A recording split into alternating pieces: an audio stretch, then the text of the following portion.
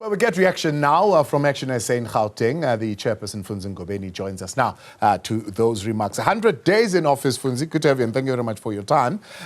This seventh administration, very short time, really, to make any significant impact as far as the things that need to be achieved. But as the Premier says, it's a sense that we get from the 100 days that there are firm foundations that are being put in place and that this administration is equal to the task. So far, there are a number of things that, for example, would have been in place. If we look at some of the ones that are highlighted just moments ago, the question of crime. Right? You yourself having had a direct experience with crime in this particular province. They have decided to put in one pot all efforts, local, province, national, cars, staff, resources, one pot, initiative led by national. So that centralized approach. What do you make of what this 100 days is representing in terms of this renewed effort to fight crime? No, thank you very much, Abu, and good evening to the viewers of Newzroom Afrika. Listen, I mean,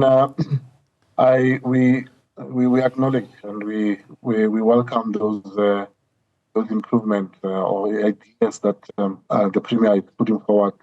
Obviously, ideas will remain ideas if they are not well implemented. We really need to see implementation on the ground. We want to start, feeling, the presence of our police and the efforts that he's talking about, and that it's felt by, ordinary, people of Gauteng. They will remain as ideas, but good ideas otherwise. I think, bringing everyone on board, working together, it will really go a long way, because if you look at it, most of these incidents of crime that are happening mostly in the metros, and we see them manifesting itself in different forms.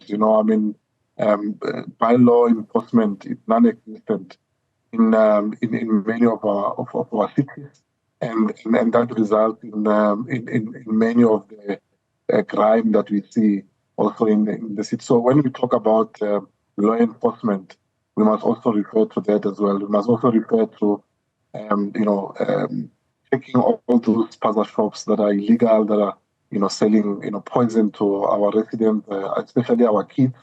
Those are things that people want to see. They want to feel that the government is doing something about it, and we want to see that happening, and then we hope that the talk will now then leads to action, because the action is what we need. Yeah, 13,000 wardens would have been put on the ground. Those are boots on the ground. Some CCTV cameras, close to 6,000. The other day, there's an agreement, of course, that footage from even private security companies is going to be made available. But what's interesting to me is that 3.8 billion, of course, first payment to the e-tolls has been done, but there has not yet been any conversation around how to effectively use these e-tolls in crime fighting. Yes, and in the past, they were mentioned that they were going to be used for speed cameras, but they can really be used for many other things better than just focusing on the speed. With the level of crime that is happening, with the a department of technology, of information and technology that it exists in the province, we should be able to assist in crime fighting using even those cameras on the e-toll. So those ideas are there, Tabu. I think they've been spoken about in various platforms. I think really what we need, and seems to be something that we have always struggled about in our dear country, is the implementation of these ideas, and that can only be done with political will, with consistency. And at least with some visibility, then they can be able to give people comfort that indeed, government is working, that indeed government is doing something to address these challenges. Because honestly, I think the Premier is correct. Without addressing crime in the province and and consistently dealing with it, we're not going to be able to create work, because investment will keep on, running away from our province.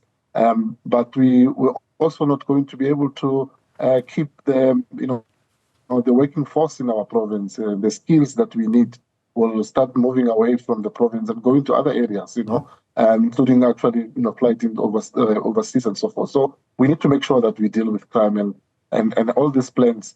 We have to keep monitoring to see that they are now being implemented, and that's what we're going to do as who are doing oversight on this government in the legislature. Just have to bring this question of oversight, because my next question would have been around the lifestyle audits. What does this mean to you? That 37% failed the test, 16 are medium risk, 47% are low risk. These are 19 accounting officer level individuals who were put through this process by the SIU.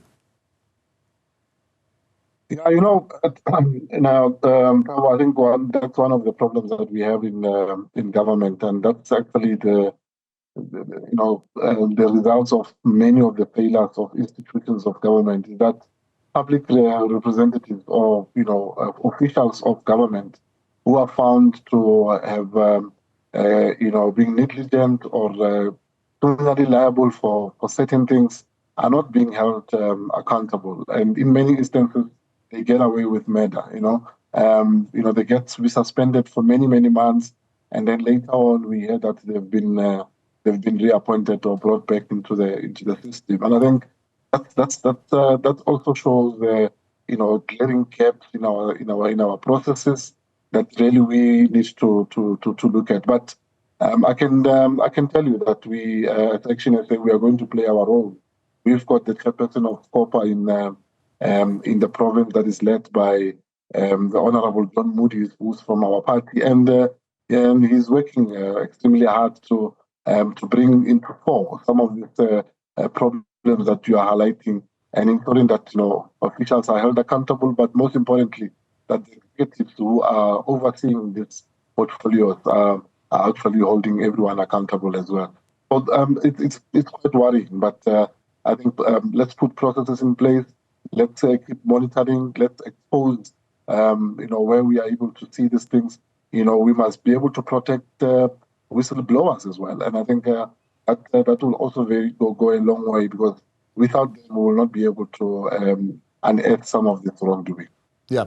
One of the stories, I suppose, that we would have had conversations with you on is the story of Life Esidimeni. Now, the province ready to pay victims of Life Esidimeni. They've already started paying. They'll be paid in 2 tranches. Some 349 million rands, we believe, has already been paid. And there are some new claims that must go through some kind of vetting process. How confident are you that this process is being handled well? It's above board, and there are not going to be gaps later on where we look at a huge bill of money that has been paid and unaccounted for.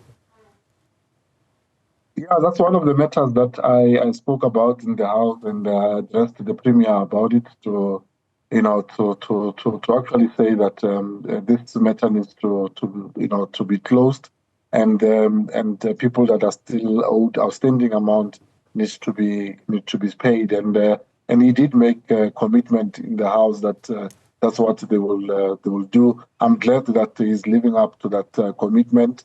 Our role now is to monitor that the beneficiaries get what they deserve, and at least they can be able to get some comfort after all that ordeal that happened. It's our task as those that are holding them accountable to, who are in portfolio committees, to ensure that this money gets to be spent accordingly, that it reaches the beneficiaries accordingly, and there's nothing untoward that happens. So we will do our work from that point, but I remain optimistic that the Premier's commitment, as it seems now, with the update that we have received, that it will be fulfilled, and hopefully everything will go well. Another area of passion for ActionSA is hijacked buildings. Reclaimed 12 hijacked buildings, or at least they've got now judgments that allow them to reclaim those 12 hijacked buildings. Is that a step in the right direction for you, the foundation at least, of getting back the city?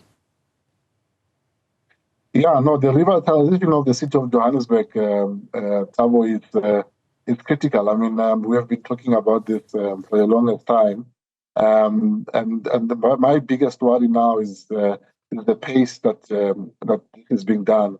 It's not really going as fast as we wanted to see. We need really every hand on deck on this one. You know, we need the city of Johannesburg to come on board and do what they're supposed to do from their level. But the province needs to lead on this because the Premier has committed that he will lead from the front on this one. Even today, I mean, he made this promise almost like a year or 3 years ago, and he's still committing that he's going to lead this. There's a lot of work that needs to be done in the inner city. You know, those buildings are still there. You know, I know that my caucus, ActionSA caucus in the city of Johannesburg, is preparing another motion in council, you know, to fast track and to push the city to continue to put plans in place in making sure that we recover those buildings, we convert them into low-cost housing, and we convert them into student housing as well. So there's a whole lot of potential. I agree with him when he says it's a gold mine, the inner city, you know, and of course it's not the only one. In Tshwane, we want to see the city of Tshwane, you know, under Dr. Moya also doing the thing. We want to see in Ekurhuleni, Dr. Kagaza there. He needs to make sure that he does the same as well. Unfortunately, we don't have a luxury of doing one thing at once, you know, and then saying we're going to follow with another CBD later on. All these things need to be done parallel because time is running out. The longer we wait, the more of these buildings are going to be dilapidated, are going to be hijacked. The more lives are going to be lost. You know, like the 70 people that passed away last year or so. So we need to make sure that when we work on this, we are consistent, but we don't waste time in implementation, and that will benefit the generation that will come after us. Fundzi Ngobeni, I appreciate your time. Thanks so much for coming on. Chairperson of ActionSA in Gauteng, responding there to 100 days in office in the government of provincial unity in Gauteng.